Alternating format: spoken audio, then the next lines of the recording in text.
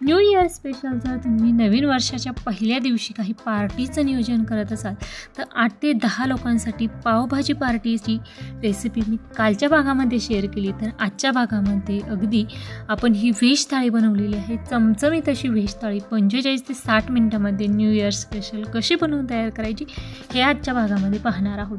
आणि उद्याच्या भागामध्ये देखील तुम्हाला न्यू इयर स्पेशल जर आणखीन एखादा मेनूची रेसिपी पाहायची असेल तर तसं मला कमेंट बॉक्समध्ये नक्कीच कळवा.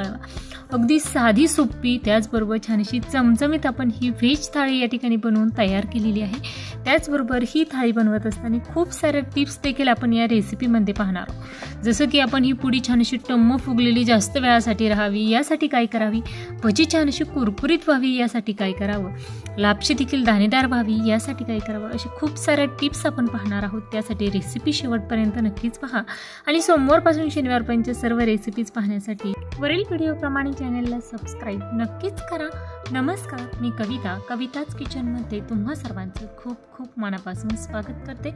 आज आपण न्यू इयर स्पेशल नवीन वर्षाच्या पहिल्या दिवशी छान अशी चमचमीत ही व्हेज थाळी या ठिकाणी बनवून तयार करणार आहोत. त्यासाठी आपण हे सर्व पदार्थ सेपरेट आणि अगदी डिटेलमध्ये पाहणार आहोत. या ठिकाणी पुडी आपण तयार करण्यासाठी गव्हाची कणिक घेतलेली आहे, पीठ घेतलेलं आहे आणि त्यामध्ये या ठिकाणी बेसन पीठ टाकायचं म्हणजे पुडी जास्त वेळासाठी छान अशी टम्म फुगलेली राहते. त्याचबरोबर मीठ टाकून छान असं घट्टसर हे पीठ मळून घ्यायचं. जेवढं जास्त तुम्ही घट्टसर हे पीठ मळून घ्याल ना तेवढी जास्त पुडी छान जास्त वेळासाठी टम्म फुगलेली राहते. आता या ठिकाणी डाळ भात करणार आहोत. त्यासाठी आपण 1.5 वाटी तांदूळ घेतलेले आहे. त्यानंतर अर्धी ते पाऊण वाटी या ठिकाणी मूग डाळ घेतलेली आहे. आता या ठिकाणी तांदूळ देखील आपण छान असं स्वच्छ धुवून घेतला होता. त्यामध्ये मीठ टाकायचं, पाणी टाकायचं. भातामध्ये पाणी वापरण्यासाठी तुम्हाला जर थोडंसं कोरडा आवडत असेल तर तुम्ही 1.5 वाटीसाठी साधारणतः 2 वाटी एवढं पाणी घ्या. तर तुम्हाला थोडासा जास्त मऊसूत आवडत असेल तर 2.5 ते 3 वाटी पाणी घ्या. त्यानंतर डाळीमध्ये देखील छान असं पाणी टाकलं, हळद आणि थोडंसं हिंग टाकलेलं आहे.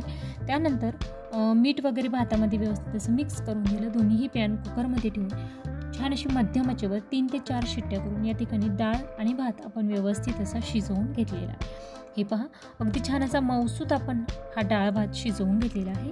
त्यानंतर या ठिकाणी भाताचा जो पॅन आहे तो झाकून बाजूला ठेवून देऊ. डाळ आपण छान अशी हटवून घ्यायची. त्यानंतर त्यामध्ये मीठ हळद वगैरे टाकून छान अशी खमंग तुपाची फोडणी देऊया. त्यानंतर या ठिकाणी हिरव्या वाटाण्याची आपल्याला ही भाजी करण्यासाठी टोमॅटो, अद्रक आणि लसूणची छान अशी प्युरी करून घेतली आहे.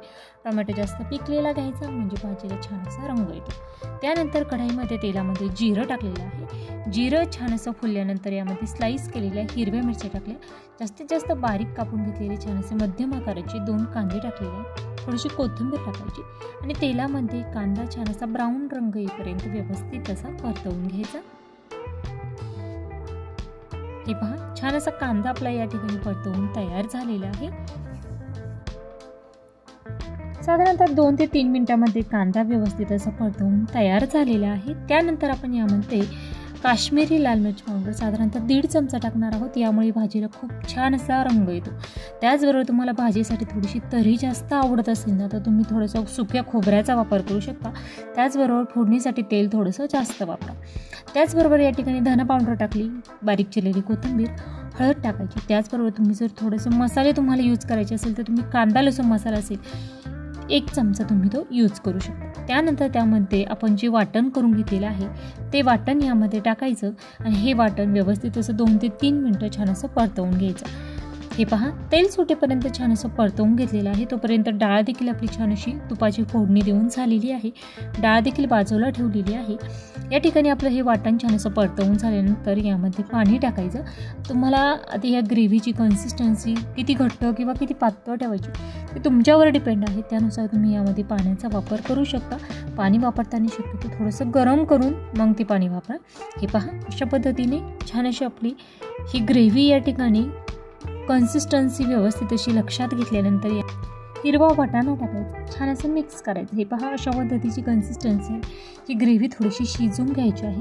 आता तुम्हाला जर यामध्ये आणखीन दाटसरपणा हवा असेल तर तुम्ही यामध्ये 1 ते 1.5 चमचा कांदा परतवत असताना बेसन पीठ देखील यूज करू शकता. परंतु मी या ठिकाणी बेसन पीठ यूज केलेलं नाही. त्यानंतर पोहे खाण्याचं 1 चमचा मीठ टाकलं आणि छान अशी ही आपली वाटाण्याची भाजी अगदी 5 ते 7 मिनटं छान अशी शिजवून द्यायची. मध्यम ते मंद आचेवर शिजवायची, ज्यामुळे आपला वाटाणा देखील व्यवस्थित असा शिजला जाईल. वाटाणा छान असं शिजवून तयार झालेलं आहे. सर्वात शेवटी यामध्ये बारीक चिरलेली कोथिंबीर टाकायची, थोडासा गरम मसाला टाकायचा. या ठिकाणी आपली ही वाटाण्याची छान अशी भाजी शिजवून तयार आहे. त्यानंतर लापशी करण्यासाठी या ठिकाणी 2 वाटीला थोडंसं कमी, 1.25 वाटी एवढा गूळ घेतला.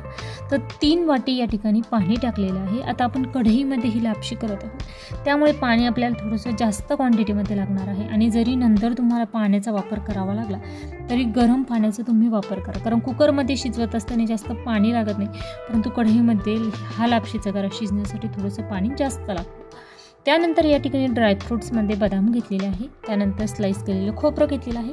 तुपामध्ये छान असं आपल्याला हे परतवून घ्यायचं. यामध्ये ड्रायफ्रूट्स कोणते वापरायचे हे पूर्णपणे तुमच्या आवडीवर डिपेंड आहे. तुम्ही मनुके वगैरे, काजू वगैरे देखील वापरू शकता.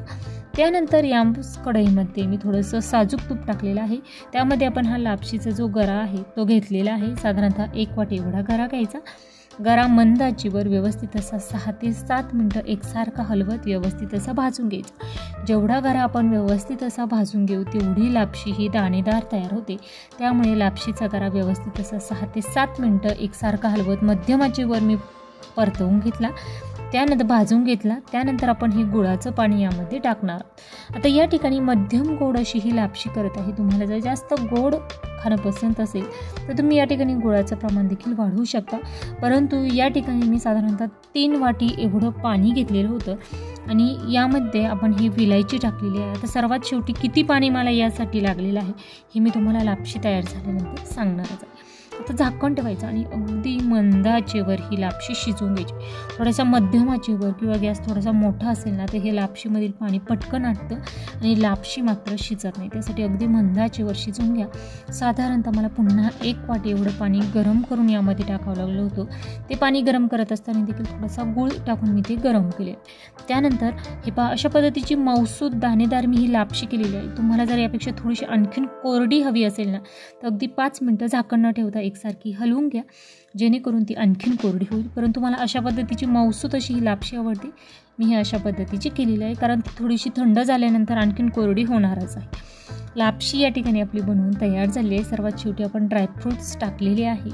या ठिकाणी तुम्हाला ड्रायफ्रूट्स क्रंची आवडत असतील तर अशा पद्धतीने तळून सर्वात शेवटी टाका, मी टाकल्या पद्धतीने. आणि तुम्हाला जर ते मऊसूत आवडत असतील तर तुम्ही ते शिजवण्यासाठी देखील लापशीच्या गऱ्यामध्ये शिजवून घेऊ शकता. त्यानंतर या ठिकाणी आपण कोबीची भजी करत आहोत. त्यासाठी कोबी छान असा स्लाइस करून घेतला, त्यामध्ये बेसन पीठ टाकलं, जिरं टाकलं, त्यानंतर ओवा छान असा हातावर क्रश करून टाकला, हळद टाकलेली आहे, लाल मिर्च पावडर टाकलेली आहे, मीठ टाकलं, त्यानंतर बारीक चिरलेली कोथिंबीर टाकली. सर्व जिन्नस व्यवस्थित अशा मिक्स करून घ्यायचे. आता तुम्ही कोबी हवं तर चौकोनी आकारावर देखील कापू शकता, परंतु मी स्लाइस करून घेतलेलं आहे. त्याचबरोबर तुम्हाला जर हिरवी मिरचीचं वाटण करून यामध्ये टाकायचं असेल तरीही टाकू शकता, परंतु मी या ठिकाणी लाल मिरची पावडरच वापरलेली आहे. सोड्याचा वापर न करता छान अशी कुरकुरीत भजी करायची आहे, त्यामुळे मी या ठिकाणी सोडा वगैरे न वापरता लिंबूचा रस या ठिकाणी टाकलेला आहे. साधारणतः अर्धा लिंबूचा रस टाकलेला आहे आणि आपल्याला भजी काढण्यासाठीचं हे पीठ तयार झालेलं आहे. आता आपण हे 5 मिनिटासाठी बाजूला ठेवून देऊ.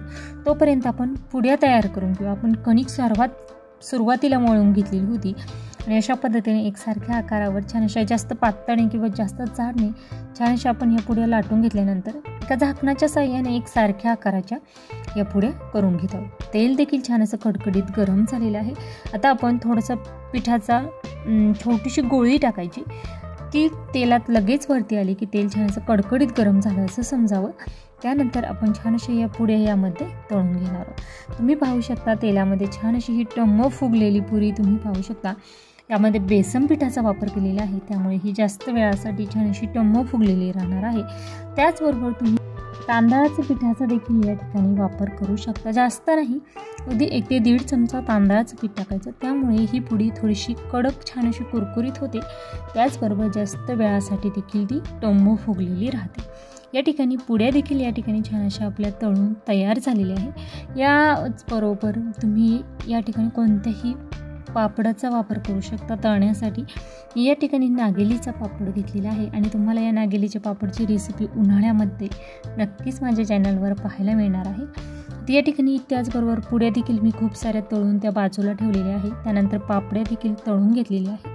आता गरमागरम सर्वात शेवटी भजी काढत आहे, जेणेकरून आपल्याला सर्व पदार्थ ताटामध्ये सर्व करता येईल. अगदी छान अशी कोबीची ही कुरकुरीत भजी तळण्यासाठी जास्त वेळ लागत नाही, झटपट बनवून तयार होतात. आणि या ठिकाणी मी तुम्हाला एक डिश भरून एवढे कोबीचे भजी तळून दाखवत आहे. आणि छान असे आपले अगदी 2 ते 3 मिनिटांमध्ये हे कोबीचे भजी तळून देखील तयार होत आलेले आहे. आपण हे गरमागरम भजी काढून घेणार. आता सर्व पदार्थ आपण ताटामध्ये सर्व करणार आहोत. सुरुवातीला आपण मटारची भाजी ठेवलेली आहे, त्यानंतर या ठिकाणी डांगरची भाजी ठेवलेली आहे. डांगरच्या भाजीची रेसिपी मी या अगोदर देखील यूट्यूबवर अपलोड केलेली आहे. आणि तुम्हाला जर ती पुन्हा एकदा पाहायची असेल तर मी तुम्हाला ती सेपरेट उद्याच्या भागामध्ये देखील ती नक्कीच शेअर करेन. त्याचबरोबर आपण छानशी कुरकुरीत कोबीची भजी, नागेलीचा पापड ठेवलेला आहे आणि त्यानंतर डाळ भात, पुड्या आणि त्याचबरोबर मी चपाती देखील बनवली.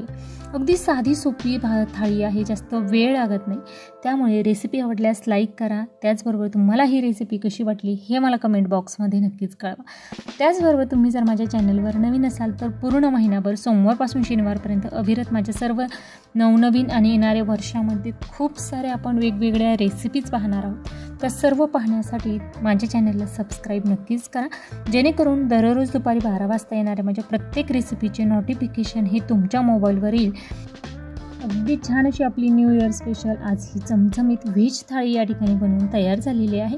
वेळात वेळ काढून माझी रेसिपी शेवटपर्यंत पाहिल्याबद्दल धन्यवाद.